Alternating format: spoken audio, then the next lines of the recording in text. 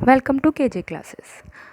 हमने last class में हमने पढ़ा था पॉलीमर्स के बारे में। आज हम पढ़ते हैं क्लासिफिकेशन ऑफ पॉलीमर्स, बहुलकों का वर्गीकरण।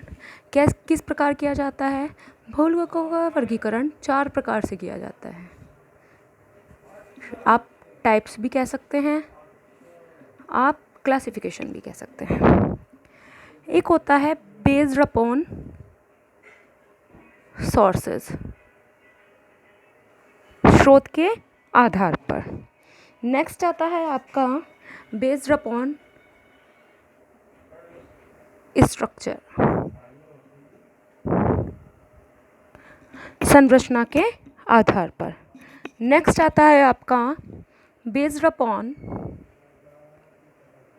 सिंथेसिस, संश्लेषण के आधार पर। नेक्स्ट आता है आपका based upon molecular forces, molecular forces, आणविक बलों के आधार पर। अब क्या करते हैं, अब इन्हें अलग अलग डिस्क्राइब करेंगे हम। सबसे पहले लेते हैं हम बेस्ड अपॉन सोर्सेस। सोर्सेस के बेसिस पे भी ये 3 टाइप्स के होते हैं, देखते हैं। नंबर फर्स्ट होता है आपका natural polymers, natural polymers. Number second आता है आपका सिंथेटिक पॉलीमर्स।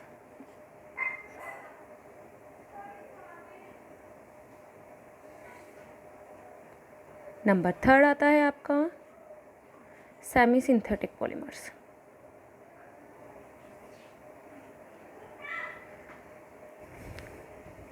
बात करते हैं नेचुरल पॉलीमर्स की।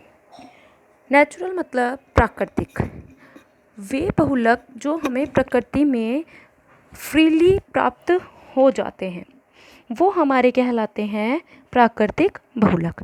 जैसे आपने सुना भी होगा, चावलों से जो मांड निकलता है, स्टार्च बोलते हैं जिसे, वो सेलुलोज, प्रोटीन्स, सभी के नेल्स हैं वो कैरोटीन के बने हुए हैं, तो ये नेचुरल पॉलीमर्स हैं। ठीक है। नेक्स्ट बात करते हैं सिंथेटिक पॉलीमर्स। सिंथेटिक मतलब संश्लेषित, वो पॉलीमर्स जिन्हें क्या करते हैं, मनुष्य द्वारा प्रयोगशाला में बनाया जाता है, वो आपका कहलाता है संश्लेषित बहुलक। जैसे आपका होता है नायलॉन।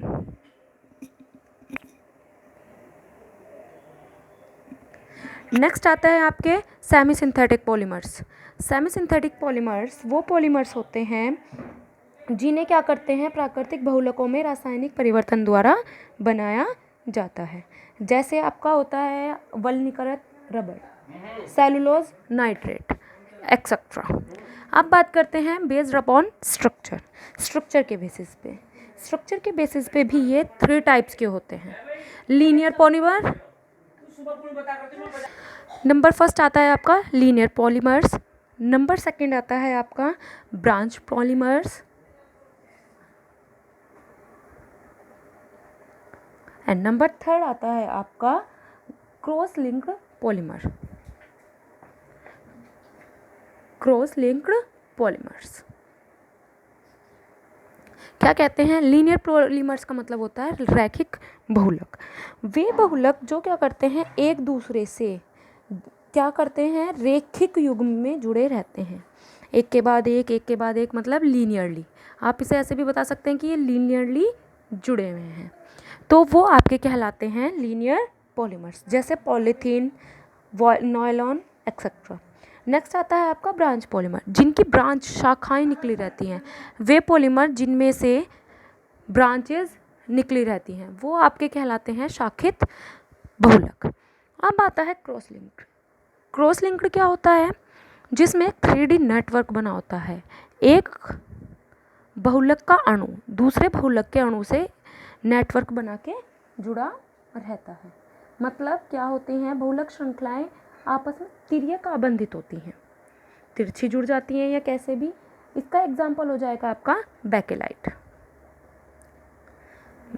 बेकेलाइट याद रखना है, मोस्ट इम्पोर्टेंट थिंग है, मोस्ट इम्पोर्टेंट है एग्ज़ाम के लिए भी और सिंपली जो आप यूज़ करते हैं स्विचेस वगैरह अपने घरों में, वो भी उसके जो स्विचेस बनते हैं वो आपके बेकेलाइट के ही बनते हैं। तो ये मोस्ट इम्पॉर्टेंट है, इसका मोनोमर वगैरह पूछ लिया जाता है, वो हम डिस्कस करेंगे आगे। नेक्स्ट आता है बेस्ड अपॉन सिंथेसिस, संश्लेषण के आधार पर। अब संश्लेषण के आधार पर ये 2 टाइप्स के होते हैं, एक होता है एडिशनल पॉलीमर्स और दूसरा आता है आपका कंडेंसेशन। फर्स्ट लेते हैं हम एडिशन,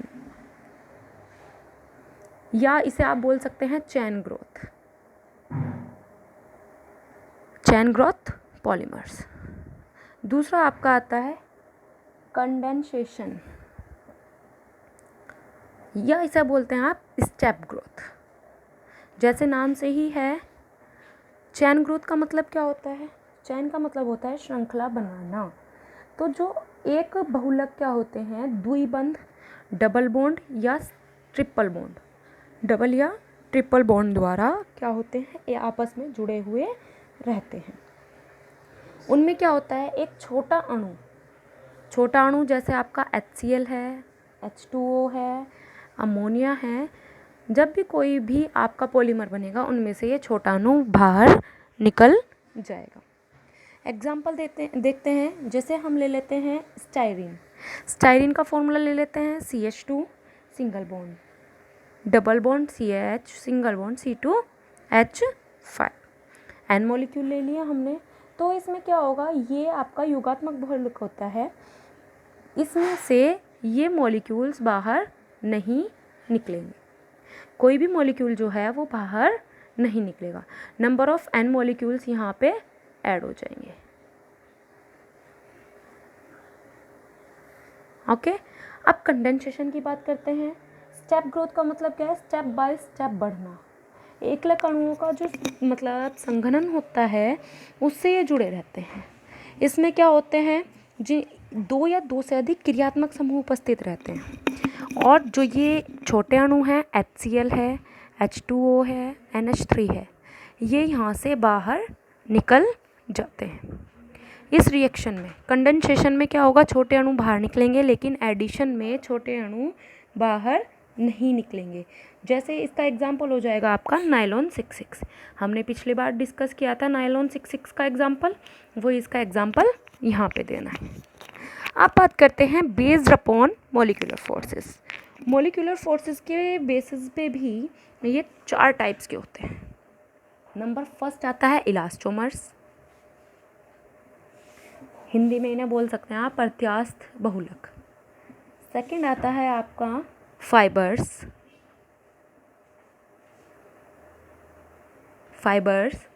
पॉलीमर्स, रेशेदार कह सकते हैं आप इन्हें। नेक्स्ट आता है आपका thermoplastic, and next thermosetting plastic. Thermosetting plastic या पॉलीमर्स भी कह सकते हैं आप इन्हें। बात करते हैं इलास्टोमर्स की। इलास्टोमर्स क्या होते हैं, जो जिनके मध्य दुर्बल अंतराण्विक बल होते हैं। ऐसे पॉलीमर्स जिन्हें क्या कर सकते हैं, कम बल लगाकर खींचा जा सकता है, वो आपके कहलाते हैं इलास्टोमर्स। जैसे आपका रबर वगैरह है, प्राकृतिक रबर है, उन्हें आप खींचकर तोड़ भी सकते हैं, कुछ भी कर सकते हैं, वो आपके कहलाते हैं इलास्टोमर्स। नेक्स्ट आता है आपका फाइबर पॉलीमर्स, रेशेदार।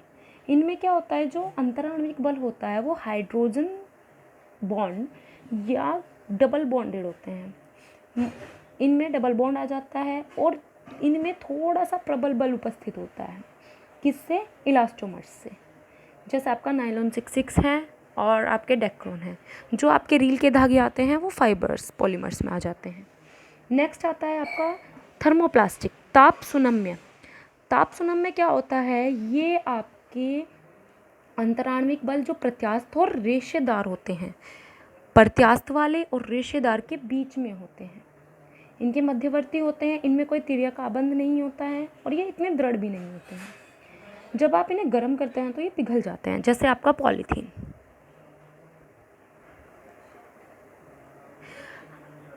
अब आता है thermosetting plastic.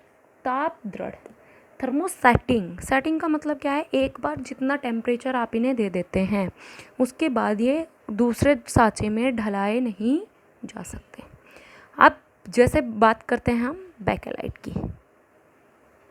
Bakelite most suitable example है ताप दृढ़ बहुलक का, क्योंकि क्या होता है इसमें आपको जब आप बेकेलाइट को बना लेते हैं तो आप उसे दोबारा पिघला कर दूसरे सांचे में नहीं डाल सकते। इसीलिए घरों में क्या होते हैं, जो स्विच यूज़ किए जाते हैं लाइट वाले, वो भी बैकलाइट के ही बनाए जाते हैं। अब इनका एक मोस्ट इम्पॉर्टेंट क्वेश्चन आ जाता है, difference between thermoplastic and thermosetting plastic polymers. ताप सुनम्य और ताप दृढ़ बहुलकों में अंतर क्या है, इतने आप सोचिएगा। इसको डिस्कस करेंगे हम अगली वीडियो में। Thank you.